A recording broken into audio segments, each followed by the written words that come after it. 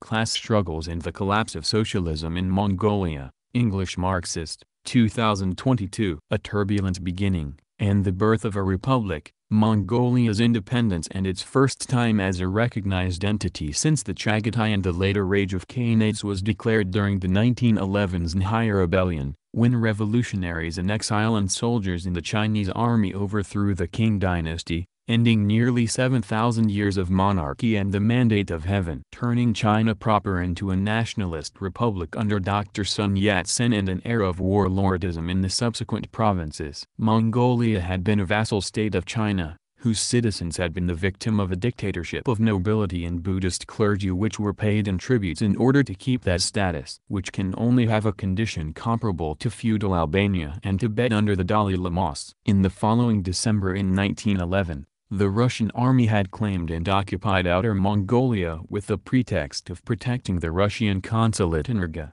During the era of the revolutions which attempted to oust Russian occupation, the American explorer Roy Chapman Andrews wrote the book Across Mongolian Plains, where he described punitive punishment during his excursion to Riga, in which he described, quote, "Not far beyond the custom house is what I believe to be one of the most horrible prisons in the world. Inside a double palisade of unpeeled timbers is a space about 10 feet square upon which open the doors of small rooms, almost dark. In these dungeons are piled wooden boxes, 4 feet long by 2½ feet high. These coffins are the prisoners' cells. Some of the poor wretches have heavy chains about their necks and both hands manacled together. They can neither sit erect nor lie at full length. Their food, when the jailer remembers to give them any, is pushed through a 6-inch hole in the coffin's side. Some are imprisoned here for only a few days or weeks, others for life, or for many years. Sometimes they lose the use of their limbs, which shrink and shrivel away.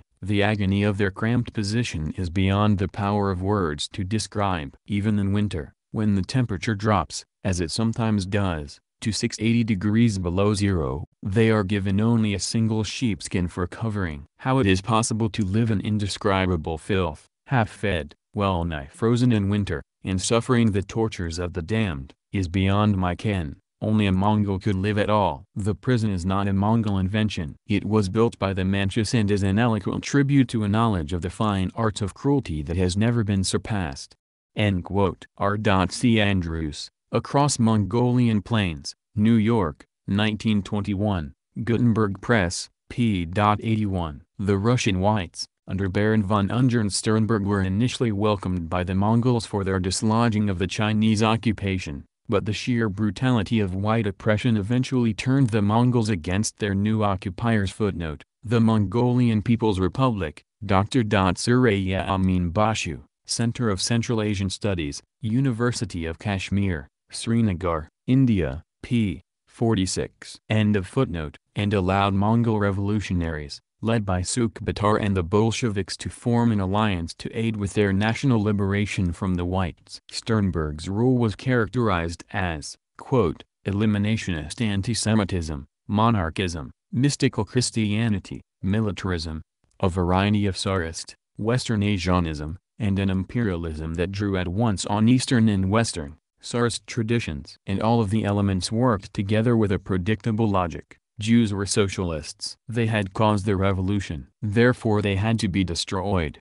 Monarchy was the source of all order. It had been undone. Therefore, it had to be restored. The West was corrupted by socialism and Jewry. Therefore, salvation would have to come from the East. War was the best and most obvious means for cleansing the land and separating the corrupt from the righteous. That is, distinguishing the criminals from those loyal to the principles of spiritual truth and honesty, istina pravda. Therefore war had to be embraced. The only acceptable practice was the destruction of the enemy through truth and merciless hardness, whose practical expression was capital punishment of varying degrees. Jews and commissars were to be shot along with their families. Villages were to be liberated in pursuit of the liberation of larger regions and territories. Former allies and foreign powers were not to be trusted. The traditions of peoples were to be restored, and aliens, Poles, and foreigners and other refugees victimized by the Reds were to be put to service behind the lines.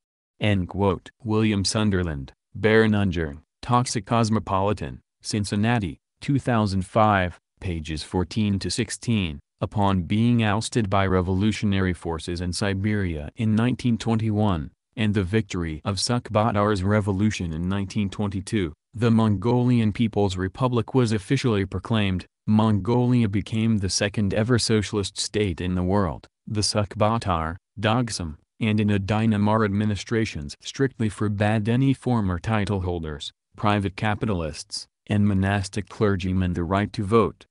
This made Mongolia almost impervious, although vulnerable, to the warlord era of China and the Japanese invasions of Manchuria in 1931. The emergence of healthcare. Though some forms of healthcare existed before the proclamation of a People's Republic, it was extremely rustic and poor. 25 to 30 people per thousand of the population would die annually, and 500 infants under the age of 1 out of every 1,000. The nomads had neither concept of preventive healthcare nor any idea about hospitals.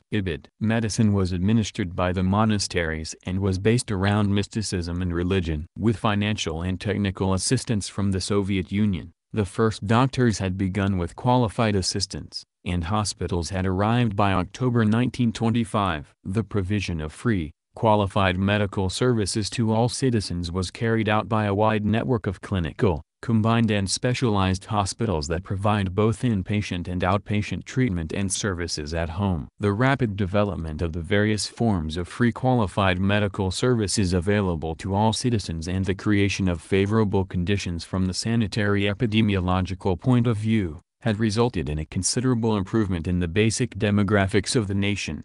Education. Education in Mongolia before the People's Republic remained at a similar dynamic to the conditions of Tsarist Russia, where peasants could only be taught to read and write through texts at Orthodox churches. Equipment and textbooks remained very scarce throughout the early 1920s. In 1925, the education minister Batkin wrote to the famous Soviet author Maxim Gorky asking advice on what kind of material, primarily Russian fiction, ought to be translated into Mongolian.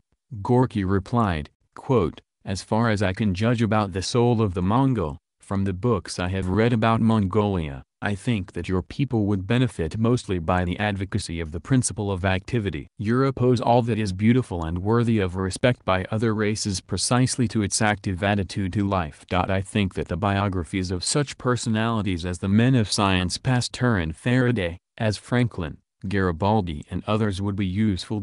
Such biographies are no less important from the standpoint of education than works of fiction." End quote. Judith Nordby. Gorky's letter to Batkin, to show. 21. Mongolia and the Right Deviation. p. 168. One of the first legislative acts of the government of the Mongolian People's Republic was the Decree on the Organization of Primary Education, passed in 1921. In 1924 the church was separated from the state and public education from the church. The teaching of religious dogma in all schools and educational establishments was abolished. From the Choibalsan administration in 1947 onwards, a serious campaign was started against illiteracy and more specifically the Second Five-Year Plan, 1953-1957. Further aimed at providing compulsory elementary education from 8 to 11 years of age in the countryside and a 7-year education from 8 to 14 years of age in the towns. All citizens of Socialist Mongolia were guaranteed the right to receive all types of education from primary to higher. In 1921, the revolutionary government founded a Chamber of Books, a center of scholarly activity for the translation and preparation of popular literature, the collection of old books and manuscripts, the registration of monuments and the organization of a museum. Mongolia was the first of the formerly backward countries of the East to abolish illiteracy, with Choibalsan establishing the nation's first university. Footnote: Thomas E. Ewing, Between the Hammer and the Anvil, Indiana University, 1980, p. 26. End of footnote. Women's emancipation. Even within the ranks of the party women had to overcome big antiphons to their presence, since it took the men some time to get used to the idea that women could be literate, educated and contribute to public life. Especially in rural areas, as the MPRP cemented power, a women's congress was held annually from 1924 and unlike the congresses of other party organizations, it was open to members and non-members alike. The participants discussed the resolutions of the party congress, the International Revolutionary Movement of Women, Women's Affairs Worldwide and the Care of Mothers and Babies. They also elected representatives to various committees of the party and the Youth League, the Trades Unions Council and other bodies. By 1928 there were about 1,073 female party members and 77 further women in the Youth League. Several dozen women had attended short courses at the party Central School for Women. 78 organizers and 160 overall were working for the party and the League. They were also moving into other non-traditional areas of labor. 71 were in government service and 38 worked for the trade unions. 79,600 women were members of tailors' unions, many of them employed to make army uniforms and general milled clothing. Girls were taking their place at the school bench too. In 1928 there were 551 girls out of a total 2,915 children in primary school. Footnote: Judith Nordby, Mongolia and the Right Deviation, p. 98. End of footnote. Economy. Between 1923 and 1928 three major aspects of economic change can be defined. First, Mongolia was transferring from a mainly subsistence or barter economy to a money economy based on a new, national currency. Secondly, from being a region politically dependent on China with no specific income or practice of state budgeting, it became an independent country with a planned economy and budget. Thirdly, it ceased to be a country whose sole economic resource was livestock and whose consumer goods were provided by trade with China and became instead one with a more diversified economy and, more important, acquired a new dominant trading partner, the Soviet Union. With the end of the Second World War, Mongolia embarked on a policy of construction of the foundations of socialism, proclaiming it necessary to exterminate the concept of property. Footnote: Taylor and Frassus, Socialist Revolutions in Asia, The Social History of Mongolia in the 20th Century, p. 124. End of footnote. Funded largely through Soviet aid, the country's first five-year plan, 1948 to 1952, focused on economic development, infrastructure construction, and doubling the country's livestock. Initiatives also were taken to redevelop the agrarian, industrial, transportation sectors. Under Choibalsan's party directives, the Nalek coal mine, the electric grid, Zunbian petroleum factory, other metal and mineral factories, the Nasik-Ulaanbaatar railway and other transportation systems were developed. A CPGB member at the time, Ralph Fox, describes what he analyzed in Mongolia and describes, quote, "Tremendous progress in education, health and general culture has now been made. Cooperation in marketing and distribution extends throughout the country and the government has also a special commercial organization for dealing with private traders. The first factories have begun working at the capital, Ulaanbaatar, and there is now a small, well-organized Mongol working class, which may become a guarantee of the eventual triumph of non-capitalist development. There is an efficient motor transport system throughout the country, and much work has been done towards eliminating cattle disease. The Mongolian People's Republic is a democratic state, a dictatorship of the people against the parasites and feudal hangers-on. It is creating prosperity for its people and is a fact of great significance in the history of Eastern peoples." End quote. Ralph Fox, a writer in arms. Religion. Religion in Mongolia, namely Buddhism, Lamaism and Mongolian shamanism, was a dominant force in the nation, and for the first few years till 1925 and until Choibalsan's ascension to the role of General Secretary, was mostly kept at a lower priority, for state matters as housing and the education sector were of more importance. The monasteries were a place of both worship and education for young Mongols, and for some, was their only source of education, and because of this, many families in the nation came under servitude to the monasteries in order for their socio-economic survival. As well as this, monasteries had their own punitive laws outside the law of the land. Torture, although illegal in the new state, was still practiced. As this report to the Fourth Congress shows, quote, "At the Lama Jejin Monastery the chairman of the Shavkashiu administration, the Shanzudba, tortured an Ard who had galloped his horse in front of the Lama Jejin's heir. He burned his body with red-hot iron and threw him in jail." Also at the Lama Jejin Monastery Jundan, an official of the Kashiu administration, suspended an errand boy by his hands because he had ridden the official's horse without permission. And even as we sit here now, a 16-year-old boy in Sayin Shav on the border of the Kashu is in chains because he dared to run away from the monastery. End quote. Chetverty says p.86.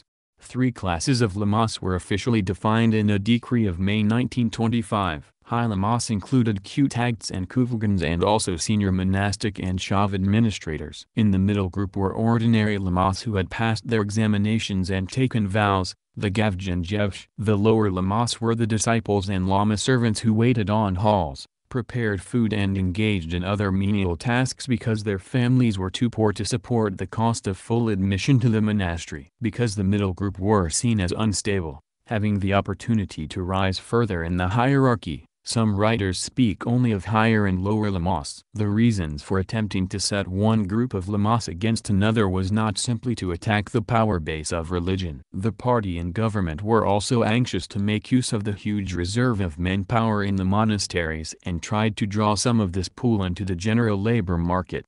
The removal of the monastic clergy from the governance of the nation in this way remained until September 1937. Choibalsan, under the directives and assistance of the NKVD, launched an 18-month purge of the monasteries which ended in an estimated 17,000 reactionary lamas purged. Lamas who were not ordered to be purged were laicized permanently from any governmental position.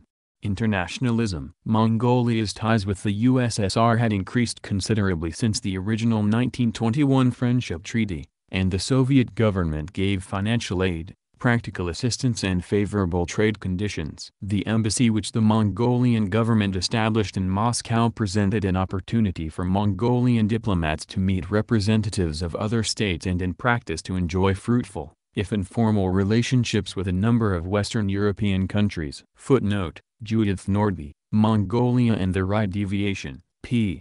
199. End of footnote. The next country to recognize Mongolia was the DPRK. During the Korean War, Mongolia sent 10,000 horses to the nation for both cavalry and practical use. Footnote: Balish Zalontai, Kim Il-sung in the Khrushchev era, Soviet-DPRK relations and the roots of North Korean despotism, 1953–1964, Stanford University Press, Washington, D.C., Woodrow Wilson Center Press, 2005. Pages 46–47. End of footnote.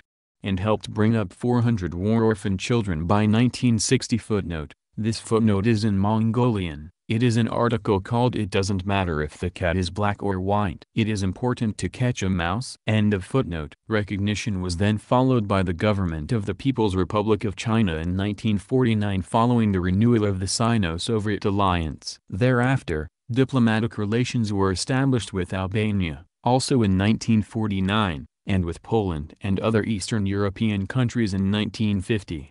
The refusal of Mongolia into the UN by the West was slammed by Enver Hoxha too. Quote, "These states questioned this because the policy of their governments is opposed to genuine democracy, to world security and to just peace, opposed to the freedom of the peoples. Peace and world security are in contradiction with their enslaving and rapacious policy. Therefore, the British, the Americans, and their followers can in no way agree to admit democratic Albania and democratic Mongolia into the ranks of the UNO. However, they will welcome with open arms the admission of Italy and Portugal, and eventually, of course, Germany and Francoist Spain, and will even insistently demand it, because without followers of this caliber their sinister plans cannot be properly realized." End quote. Enver Hoxha, Selected Works Volume 1, Albania and the Vote in the UNO, Tirana, p. 697. The restoration of capitalism and its consequences. Prior to the full restoration of capitalism in Mongolia, the communist era dramatically improved the quality of life of the people until 1990, achieving commendable levels of social development through state-sponsored social welfare measures. By 1980, industry accounted for 35% of the GDP, a proportion far higher than in major industrial nations like Japan or the United States. Education and health services were free, full employment was virtually guaranteed, lifetime pensions were granted to all employed persons, and women achieved equal opportunities in employment. Primary education was compulsory, 89% of the students completed the 8th grade, 50% graduated from the 10th grade, and 16% of the workforce achieved higher education. With a per capita GDP estimated at around $840 in 1989, Mongolia achieved a literacy level of 97% for the population over 10 years of age. In 1990,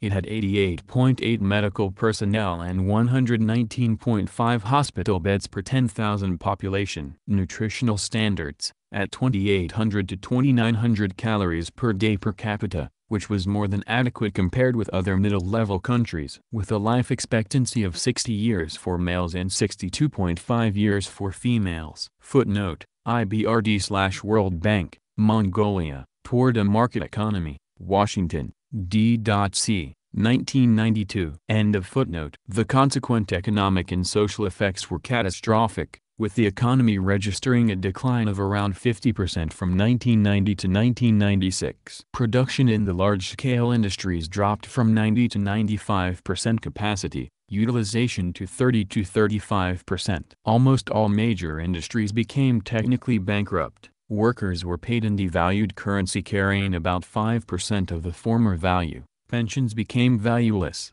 and the entire social safety network was dismantled. Beggars and the homeless are now on the streets in freezing winters that reach -40 degrees. The restaurant waiters and hotel staff may proudly decline service tips, and rural herding families and their gears still offer free meals to passing travelers. Pickpockets now haunt buses, prostitutes are common at bars, and some children live in sewers. Footnote: The Marketization of Mongolia, Monthly Review, March 1996. End of footnote. Mongolia today is now described as a lower-middle-income economy and 112th in worldwide GDP. The Chinese Belt and Road Initiative has struck down the independence of unions and workers through energy firms where wages are stagnant and at the behest of Chinese oligarchs. This caused a famous event in 2015 where a union leader set himself on fire in protest of the coal market being entirely sold to Chinese capitalist interests. Footnote: